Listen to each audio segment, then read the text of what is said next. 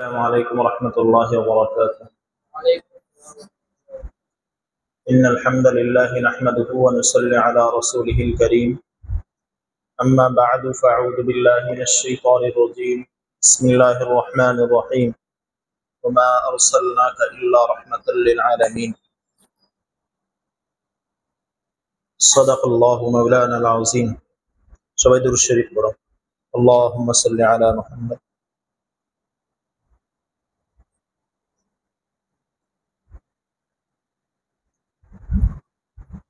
وعلى آل محمد كما صليت على إبراهيم وعلى آل إبراهيم إنك حميد مجيد.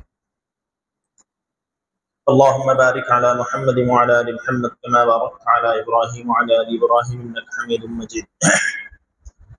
أستغفر الله أستغفر الله أستغفر الله وأتوب إليه. لا حول ولا قوة إلا بالله العلي العظيم. الحمد لله. আজ 5ই সেপ্টেম্বর রবিউল আউয়াল মাস, পবিত্র জুমার দিন আসরের নামাজের পরে গুরুত্বপূর্ণ সময়ে আল্লাহ তাআলার শুকর যে আল্লাহ তাআলা আমাদেরকে মুবারক মজলিসে বসার তৌফিক দিয়েছেন। সেজন্য দিল থেকে আমাদের মুনিব আমাদের মালিক রব্বে করিমের দরবারে শুকরিয়া জ্ঞাপন করি, বলি আলহামদুলিল্লাহ। তার সাথে সাথে আমাদের নবী জনাবে মুহাম্মদ রাসূলুল্লাহ সাল্লাল্লাহু আলাইহি ওয়াসাল্লামের রওজা মুবারকে লক্ষ কোটি দরুদ হাদিয়া পেশ করি সাল্লাল্লাহু আলাইহি ওয়াসাল্লাম। মাসটা চলতেছে রবিউল আউয়াল মাস। বলো কি মাস? আরবি মাস 12 মাস। 12 মাসে এক বছর হয়। আরবি মাসের প্রথম মাস হয় মুহররম, বলো। শেষ মাস হয় জিলহজ, বলো। আরবি 12 মাসের নাম কে কে জানো? কেউ জানো না? পারো? মাশাআল্লাহ। মুহররম, বলো। সফর, রবিউল আউয়াল, সাইদ, বলো।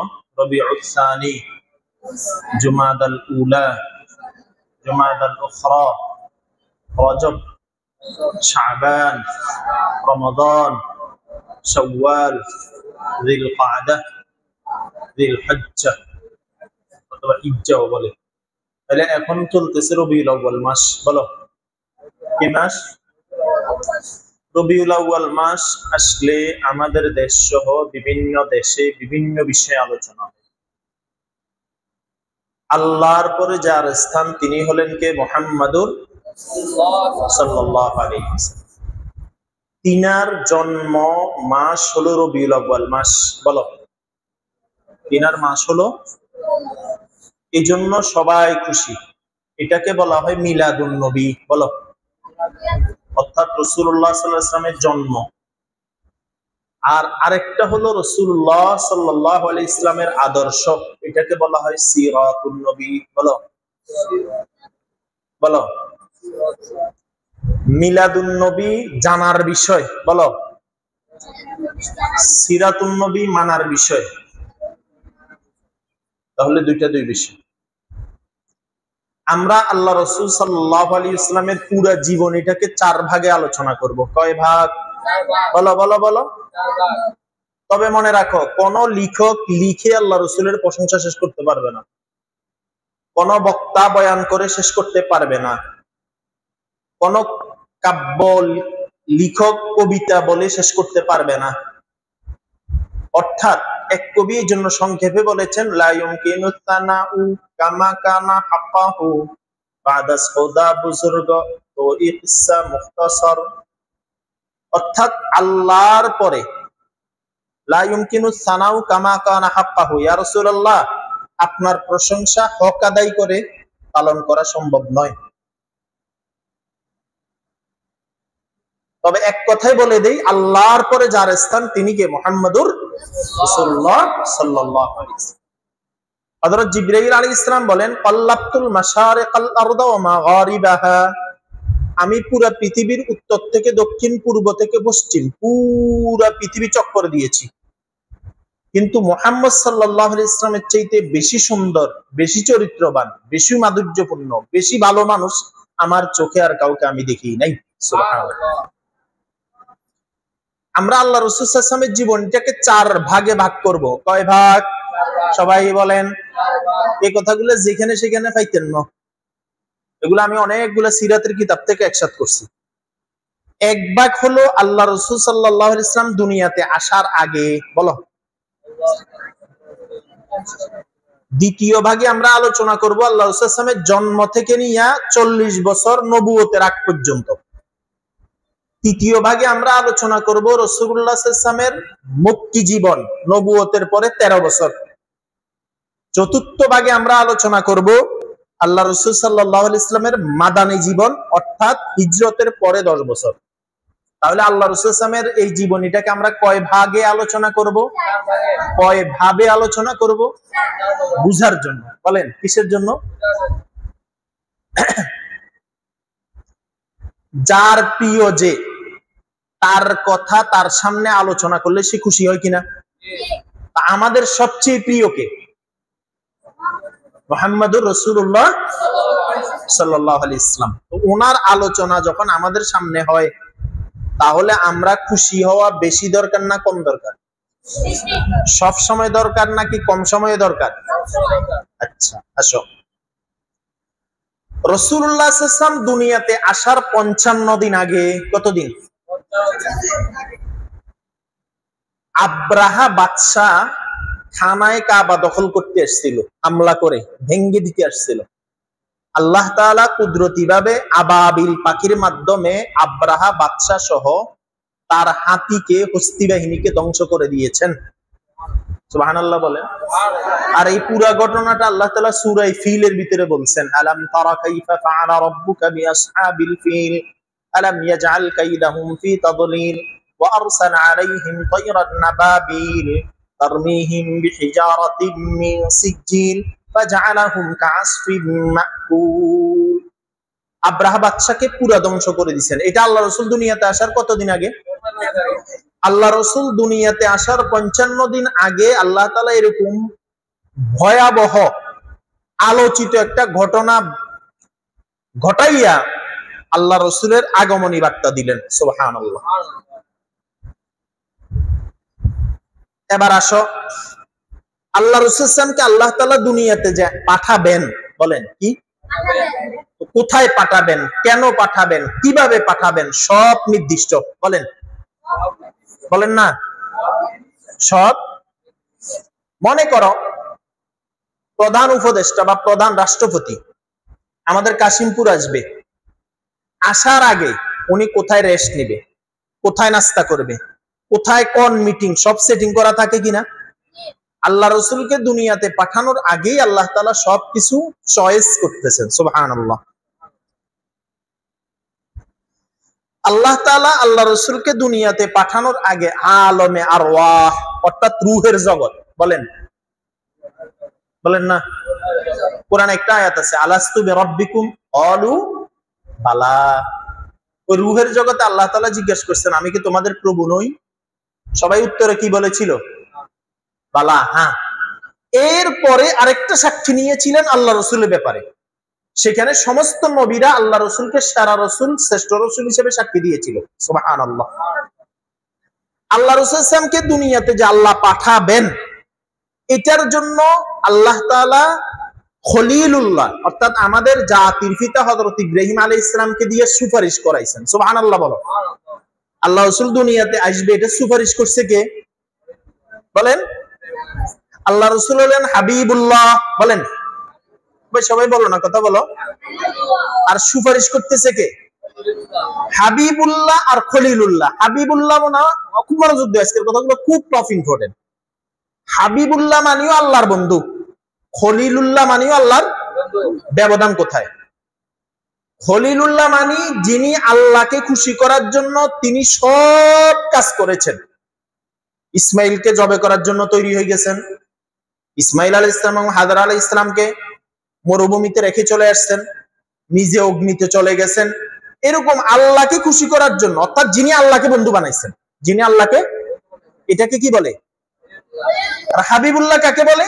যিনাকে আল্লাহ বন্ধু বানাইছেন। সুবহানাল্লাহ। অর্থাৎ যিনাকে খুশি করার জন্য আল্লাহ সব করছেন। সুবহানাল্লাহ বলো। আসমানে হাত উঠেছে, আল্লাহ চাঁদকে 2 টুকরা করে দেন। কাফেররা বিশ্বাস করতেছে না। আল্লাহ বলে, যা 2 টুকরা করে দিলাম। সুবহানাল্লাহ। এক সাহাবী এসে, ইয়া রাসূলুল্লাহ বৃষ্টি হইতেছে না। বলো, কি হইতেছে না? বুখারী বর্ণনা, আমাদের পশু পাখি মারা যাইতেছে, খাবার সব শুকাই দিতেছে, আপনি দোয়া করেন যেন বৃষ্টি হয়। আল্লাহ রাসূল হাত উঠেছে, আল্লাহ বৃষ্টি দেন। সাথে সাথে সূর্য অবস্থায় আকাশে মেঘাচ্ছন্ন হয়ে গেছে, বৃষ্টি শুরু হয়েছে। সুবহানাল্লাহ। পরের সপ্তাহে ওই সাহাবী, আরেক সাহাবী, রাসূলুল্লাহ যে বৃষ্টি শুরু হয়েছে, আমাদের ঘরগুলো ভাঙ্গি পড়ে যাইতেছে, পশু পাখি মারা যাইতেছে, আপনি দোয়া করেন যেন বৃষ্টি না হয়, বন্ধ হয়ে যায়। আল্লাহ রাসূল দোয়া করছেন, আল্লাহ আমার বান্দাদের, আপনার বান্দাদের কষ্ট হইতেছে, আমার উম্মতের কষ্ট হইতেছে, বৃষ্টি বন্ধ করে দেন। সাথে সাথে প্রচন্ড বৃষ্টি অবস্থায় আল্লাহ তাআলা রোদ উঠায়া দিয়েছেন। সুবহানাল্লাহ। আল্লাহ রাসূল দোয়া করছেন, আল্লাহ ইসলামের শক্তিশালী মানুষ দরকার, হয়তো আবু জেহেলকে মুসলমান বানাই দেন, না হলে ওমর ইবনে খাত্তাবকে বানাই দেন। হাত উঠেছেন আগের রাত্রে, পরের রাত্রে আল্লাহ তাআলা পরের দিন ওমর রাদিয়াল্লাহু তাআলা আনহুকে হেদায়েত প্রাপ্ত বানাই আল্লাহ রাসূলের কাছে পাঠাই দিয়েছেন। সুবহানাল্লাহ। তাহলে আল্লাহ রাসূল যখন যা চাইছেন, আল্লাহ তাআলা খুশি করার জন্য রাসূলকে তা দিয়েছেন। অর্থাৎ আল্লাহ তাআলা রাসূলকে হাবিব হিসেবে বানাইছেন, অর্থাৎ বন্ধু হিসেবে রাখছেন। সুবহানাল্লাহ। বলেন, বন্ধু হিসেবে কি রাখছেন? সুবহানাল্লাহ। এবং কি ইন্তেকালের পূর্বে আজরাইল এসেছে। কে এসেছে? ইয়া রাসূলুল্লাহ, আপনি শেষ ব্যক্তি যার থেকে মৃত্যুর ব্যাপারে অনুমতি নেওয়া হইতেছে, আপনার পরে আর কারো থেকে অনুমতি নেওয়া হবে না। আপনি যদি চান দুনিয়াতে থাকতে, আল্লাহ থাকার অনুমতি দিবেন। আর যদি চান যে আপনি আল্লাহর কাছে চলে যাবেন, আপনি, আল্লাহ আপনার অপেক্ষায় আছে। সুবহানাল্লাহ। আল্লাহ রাসূল বলেন, তাহলে আমি আল্লাহর কাছেই চলে যাব। সুবহানাল্লাহ। কথা কি বুঝে আসছে? তাহলে আল্লাহ রাসূলকে দুনিয়াতে পাঠানোর জন্য সুপারিশ করছে কে? কাকে পাঠানোর জন্য? হাবিবুল্লাহকে। কাকে পাঠানোর জন্য? আচ্ছা, আল্লাহ রাসূল সাল্লাল্লাহু আলাইহি ইসলামের পাঠানোর জন্য ইব্রাহিম ইসলাম কি দোয়া করলেন? ওয়াল্লাযী বা'আথা ফিল উম্মিয়িনা রাসূলাম মিনহুম ইয়াতলু আলাইহিম আয়াতিহি ওয়া ইউযাক্কিহিম ওয়া ইউআল্লিমুহুমুল কিতাবা ওয়াল হিকমাহ। আরেক আয়াতে আল্লাহ বলেন, রব্বানা ওয়াবআথ ফীহিম রাসূলাম মিনহুম ইয়াতলু আলাইহিম আয়াতিহি। অর্থাৎ 4টা গুণের অধিকারী এরকম নবীকে আপনি পাঠান। এরকম নবীকে যিনি কোরআন পড়বেন, পড়াবেন, শিক্ষা দিবেন, তাসকিয়া করবেন, এরকম 4টা গুণের অধিকারী বানায়া। আচ্ছা, সুপারিশ করার সাথে সাথে কি মঞ্জুর হয়ে যায় না অপেক্ষা করতে হয়? সুপারিশ কবুল হয়েছে। এরপরে আল্লাহ রাসূলের আগের নবীর নাম হলো ঈসা আলাইহিস সালাম। কি নাম? বলো, সবাই বলো। এবার ঈসা আলাইহিস সালাম আসি সুসংবাদ দিতেছে, ওই যে খলিলুল্লাহ সুপারিশ করে আসছে, সেই নবী মিন বাদ ইসমুহু আহমদ, তিনি আসতেছেন, তার নাম হবে কি? আহমদ। বলো, তার নাম কি হবে? আহমদ। আচ্ছা, এবার আসো, তাহলে আল্লাহ রাসূলকে আল্লাহ তাআলা ইব্রাহিম আলাইহিস সালামের সুপারিশের মাধ্যমে, ঈসা আলাইহিস সালামের সুসংবাদের মাধ্যমে কোথায় পাঠাইছেন? আরবে পাঠাইছেন। কোথাও? সৌদিকে কোন দেশ বলা হয়? আরব দেশ পাঠাইছেন। আরব দেশে কেন পাঠাইলেন? ভাষার অলংকার সবচেয়ে সুন্দর হলো আরবি ভাষা। বলো, কথা বলো না। আল্লাহ রাসূল বলছেন, বুখারী হাদিসের বর্ণনা, উহিব্বুল আরাবা লিসালাস, তোমরা আরবি ভাষাকে 3 কারণে ভালোবাসো। কয় কারণ? ইন্নী আরাবিয়ুন, আমি আরবি। বল কোরআনু আরাবিয়ুন, কোরআনের ভাষা। ওয়া লুগাতুল জান্নাতি আরাবিয়ুন, জান্নাতের ভাষা। বলো না। তাহলে আল্লাহর ভাষা কি? বলো না। আচ্ছা, কোরআনে রাসূল সাল্লাল্লাহু ভাষা কি? জান্নাতের ভাষা কি? মোবাইলে সেটিং একটা অপশন আছে, সেটিং অপশনে ইংলিশ করা যায়, উর্দু করা যায়, আরবি করা যায়।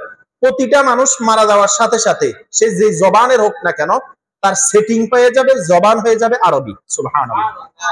এই জন্যই তো কবরে প্রশ্ন করা হবে, মান রাব্বুক ওয়া মা দীনুক ওয়া মান নাবিয়ুক, এই জন্যই তো আরবি প্রশ্ন করা হবে। সবাই আরবিতে উত্তর দিবে। যদি সে জানে রব্বি আল্লাহ, দীনি আল ইসলাম, ওয়া মুহাম্মদ সাল্লাল্লাহু আলাইহি ওয়াসাল্লাম বলবে। আর যদি না জানে তা বলবে লা লা হা হা আদ্রি, আমি জানি না। কথা বুঝাইতে পারলাম? আচ্ছা, আল্লাহ রাসূলকে কোথায় পাঠাইছে? আরবে না আজমে? আজম মানে বোবা, আমরা আজমি। আমরা কি? আরবের বিপরীতে আজম, অর্থাৎ বোবা। এরা ভাষা খুব বেশি ভালো জানে না, খুব বেশি ভালো বুঝে না। এই জন্য আল্লাহ তাআলা রাসূলকে আরবে পাঠাইছেন, আজমে পাঠান নাই। সুবহানাল্লাহ। আচ্ছা, এবার যেখানে পাঠাইছেন আল্লাহ তাআলা, আল্লাহ রসুলকে দুনিয়াতে পাঠানোর আগেই সেই মক্কাতে জমজম কূপ তৈরি করে রাখছেন। সুবহানাল্লাহ।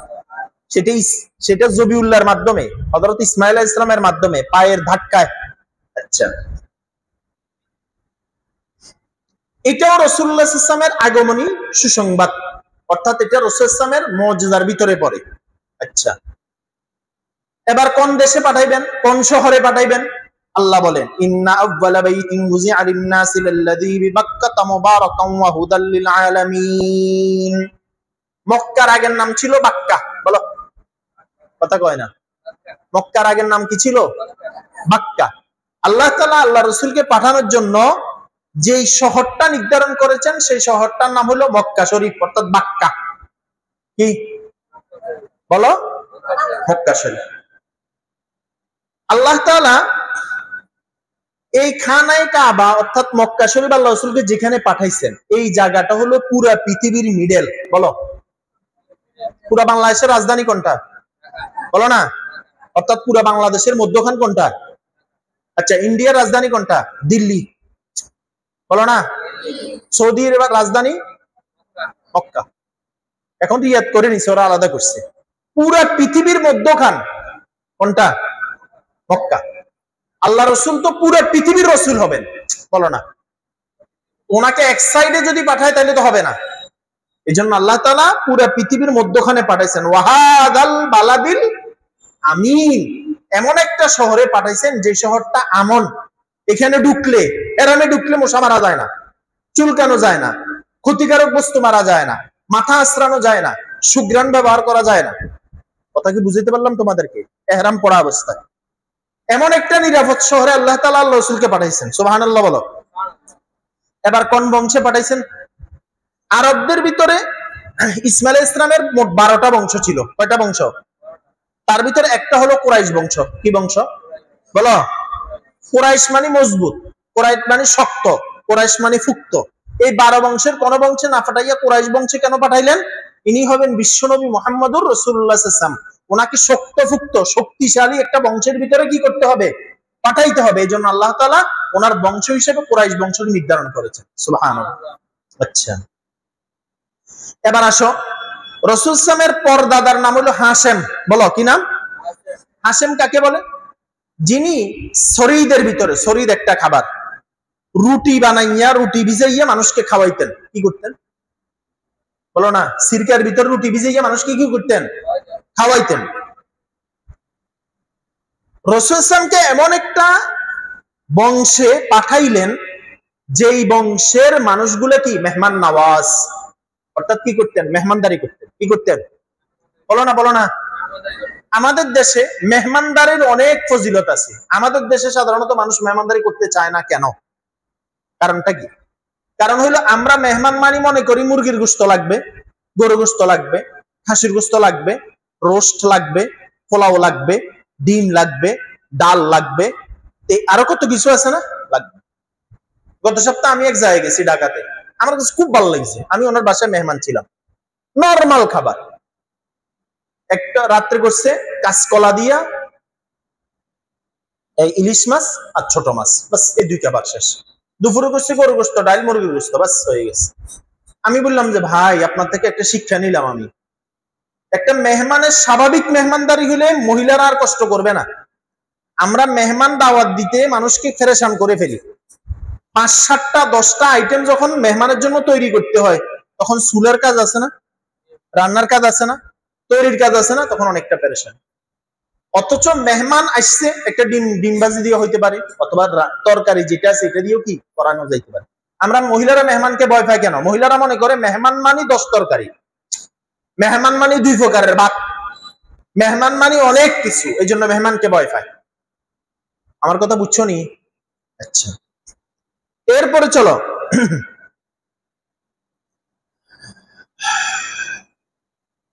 এবার আসো হাশেম যিনি, ওনার 12 ছেলে ছিল। কয় ছেলে? কথা বলো না। তার ভিতরে এক ছেলের নাম হলো আব্দুল মুত্তালিব, আল্লাহ রাসূলের দাদার নাম। কি নাম?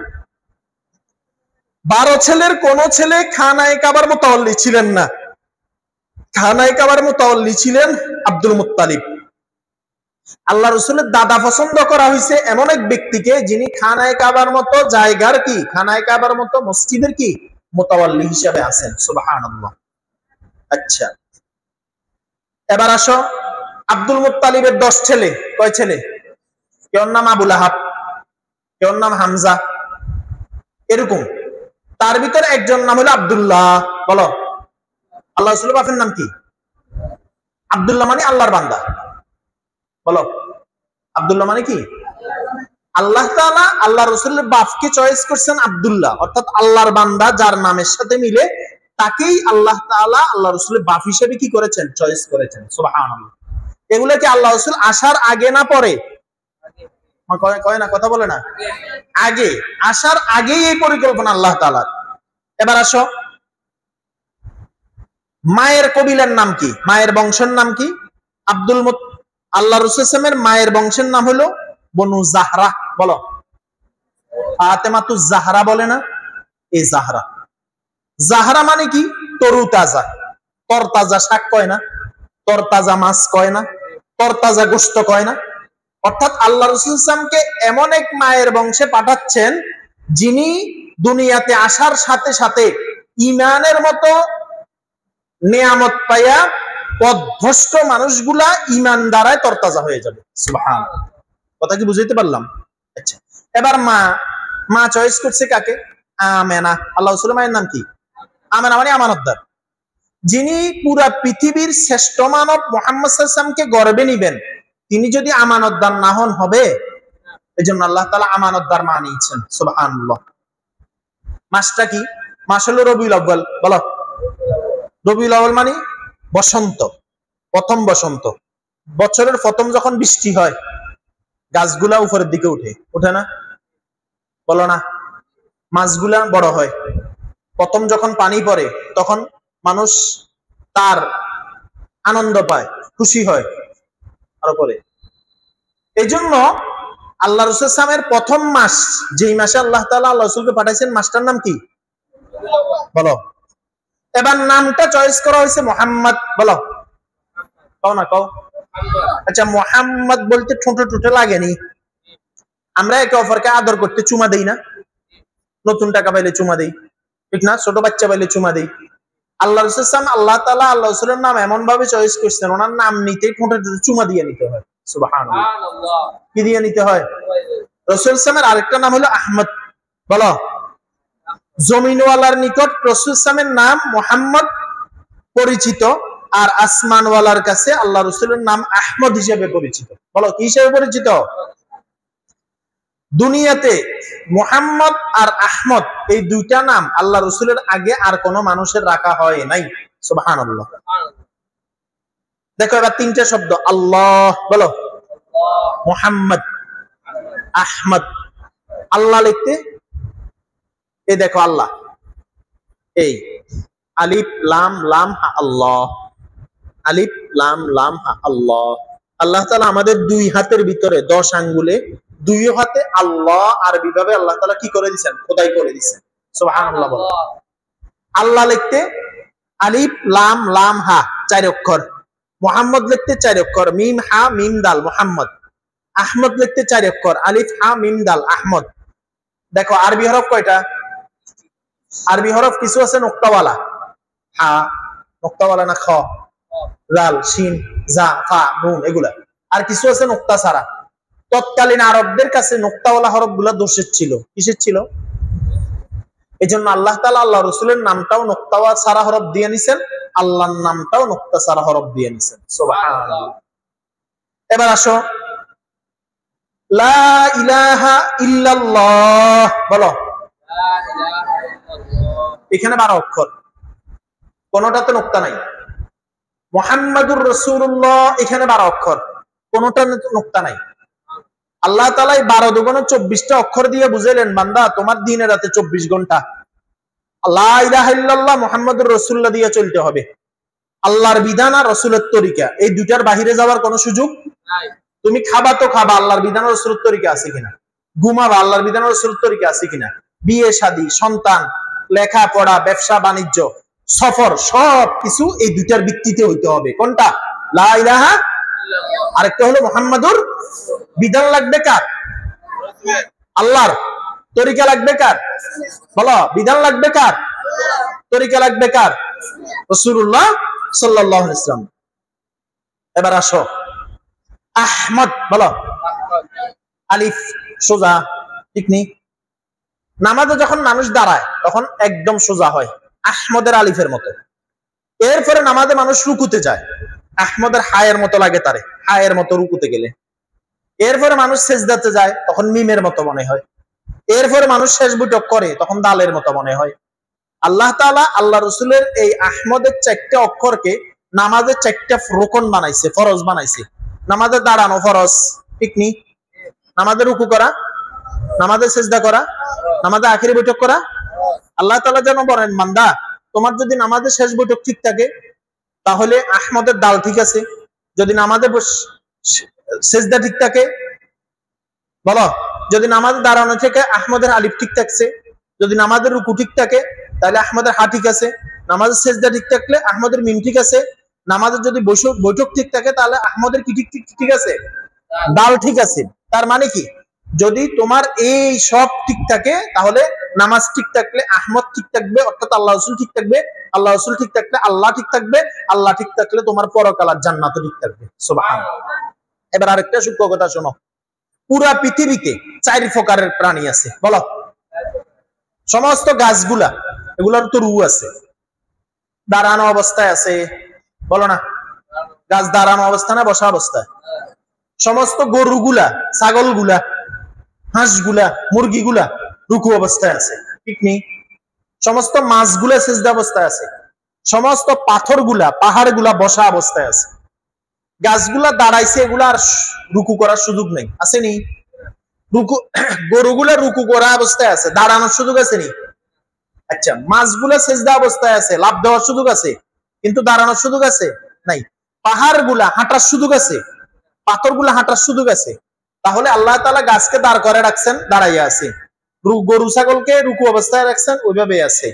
মাছকে সিজদা অবস্থায় রাখছেন, ওইভাবে আছে। পাহাড়গুলাকে বসা অবস্থায় রাখছেন, ওইভাবে আছে। কিন্তু আল্লাহ তাআলা যেন আমাকে তোমাকে বলে, বান্দা আমি না তোকে ভালোবাসি, এই জন্য তোকে গাছের মতো দাঁড় করায় রাখিনি। আমি তোকে ভালোবাসি এই জন্য গরুর মতো রুকু করার অবস্থা রাখিনি। আমি না তোকে ভালোবাসি এই জন্য মাছের মতো সিজদা অবস্থা রাখিনি। আমি না তোকে ভালোবাসি এই জন্য পাথরের মতো বসায় রাখিনি। আমি তোকে দাঁড়ানোর সাধ্য ক্ষমতা দিয়েছি, রুকু করারও ক্ষমতা দিয়েছি, সেজদা করারও ক্ষমতা দিয়েছি, বসারও ক্ষমতা দিয়েছি। তুই আমার হুকুম মতো কখনো দাঁড়াইবি নামাজে, কখনো রুকু করবি নামাজে, কখনো সেজদা করবি নামাজে, কখনো বসে থাকবি নামাজে। আমি আল্লাহ তাআলা তোকে সব প্রকারের ক্ষমতা দিয়েছি। সুবহানাল্লাহ। শয়তান আল্লাহরে কি বলে জানোনি? শয়তান বলে, আল্লাহ আপনি আপনার বান্দারে বাঁচাইতে পারতেন না আমার থেকে। ও না, কি কয়? কে কয়? কারে কয়? শয়তানে কি কয়? আল্লাহ আমি সামনের দিক থেকে তাদেরকে পথভ্রষ্ট করব, পিছনের দিক থেকে করব, মিন বাইনি আইদিহিম ওয়া মিন খালফিহিম, ডান দিক থেকে করব, বাম দিক থেকে করব। কয় দিকে কইছে? বলো, বাকি রয়েছে কয় দিক? কোন দিক? কোন দিক? উপরের দিক আর আলহামদুলিল্লাহ বলো, আলহামদুলিল্লাহ। আল্লাহ শয়তানের বলে দিছে এই দুই দিকের কথা। সুবহানাল্লাহ বলবা না? শয়তান কইছে কোন দিক? 4 দিক। কয় নাই কয় দিক? আল্লাহ এবার শয়তানের কয়, শয়তান কোনো সমস্যা নাই। শয়তানের কি কয়? কথা বলো না। আরে শয়তান ফেরেশতা সর্দার ছিল না, বলো না? শয়তান কিসের সর্দার ছিল? ফেরেশতা সর্দার ছিল না, নেতা ছিল না? আলা ওয়াকালা শাইতানু লাম্মা কুযিয়া লাম, ওই যে আমি বলছিলাম শয়তানের ভাষণ। আচ্ছা, আল্লাহ বলে শয়তানের কি কয়? শয়তান তুই ডান দিকে, বাম দিকে, সামনে পিছনে আমার বান্দাকে অনেক ভাবে নেশা করাইবি, গুনাহ করাইবি, নামাজ ছাড়াবি, অনেক কিছু করবি, কিন্তু আমার বান্দা রাত্রে ঘুমাইতে যাবে, হঠাৎ করে রাত্রে 1টা 2টা 3টা 3:30 ঘুম থেকে উঠে যাবে, হঠাৎ তার কলিজায় মুসর দিবে, আহারে অন্ধকার রাত, আমি তো একদিন কবরে যাইতে হবে, বাঁশ দিয়ে চাপা দিবে, মাটি দিয়ে আমাকে দাফন করে দিবে, কেউ তো আমার খবর নিবে না। আল্লাহ আমি যে শয়তানের দোকায় তো গুনাহ করছি, আমাকে মাফ করবে কে? ওহো, আমার তো একজন মালিক আছে, কে? তো সে ওযু করবে, ওযু করে যায় নামাজ বিছাইবে, 2 রাকাত নামাজ পড়বে, 2টা হাত উপরে উঠাবে, 2 ফোঁটা চোখের পানি ফেলবে, আর আল্লাহকে বলবে, আল্লাহ মাফ করে দেন, আর করব না। আল্লাহ বলে, যা আমি মাফ করে দিলাম। সুবহানাল্লাহ। কথা বুঝে আসছে? শয়তানে ধোকা দিবে কয় দিকে? তাহলে আমাদের পথ কয় দিক বন্ধ? 4 দিক বন্ধ। খোলা কয় দিক বলো? কপালটাকে রব্ব কারীমের কুদরতি পায়ে ঠেকায়া দিব, আর 2 হাত উঠাইয়া সবচেয়ে দামি জিনিস আল্লাহর কাছে চোখের পানি, সেটা ফেলে বলবো আল্লাহ মাফ করে দেন, আর করব না। আল্লাহ বলে যা মাফ। সুবহানাল্লাহ। এই জন্য হাদিসে আছে, যখন বান্দা রাত্রে ঘুমায়, আল্লাহ ডাক দে, বান্দা দিনে যা অপরাধ করছিস আমার কাছে মাফ চা, আমি তো ঘুমাই নাই, তুই না ঘুমাইছিস। আল্লাহু লা ইলাহা ইল্লা হু আল হাইয়ুল কাইয়্যুম লা তাখুযু সিনা, সিনা মানে জিনানি, ওয়ালা নাও, নাও মানে ঘুমানি, জিমানি আর ঘুমানি। আল্লাহ বলে আমি তো জিমাইও নাই ঘুমাইও নাই, আমার কাছে মাফ চা, আমি মাফ করে দিব। আল্লাহর কোন আচ্ছা আল্লাহ রাত্রে তো নাইট ডিউটি করছেন আপনি, দিনে কি ঘুমান নেই? আল্লাহ বলে না, আমার কোনো ঘুমে নাই। আল্লাহ ঘুমাইলে আবার এটা আল্লাহ কেমনে হয়? বুঝো নাই কথা? যদি খায় এটা আল্লাহ কেমনে হয়? এটা যদি বিয়ে করে এটা আল্লাহ কেমনে হয়? এটার বাচ্চা কাচ্চা হলে এটা আল্লাহ কেমনে হয়? কুল হুয়াল্লাহু আহাদ আল্লাহুস লাম। আল্লাহ কি চাঁদা উঠেছে না? আরে বান্দা আমি তো চলতে পারতেছি না, তোরা কিছু টাকা আমার কাছে বাড়া, বুঝছিনি? আল্লাহুস সামাদ। আল্লাহ বলে আমি অমুকাপেক্ষী। লাম ইয়ালিদ, শুনছো না? আল্লাহর ফোলা আছে, শুনছো না? আল্লাহর ফোলা আসবে আমাদের বাংলাদেশে, শুনছো না? কোনো সময় আল্লাহর বউ আছে, শুনছো না? ওয়ালাম ইউলাদ ওয়ালাম ইয়াকুল লাহু, আল্লাহ সমকক্ষ কেউ আছে? বাংলাদেশের প্রধানমন্ত্রী একজন, ভারতের প্রধানমন্ত্রী একজন, পুরো পৃথিবীর রাজত্বের মালিক কে? কয়জন? ওয়ালাম ইয়াকুল লাহু কুফুয়ান আহাদ, তার সমকক্ষ কেউ নাই। সুবহানাল্লাহ বলো। আচ্ছা এবার চলো,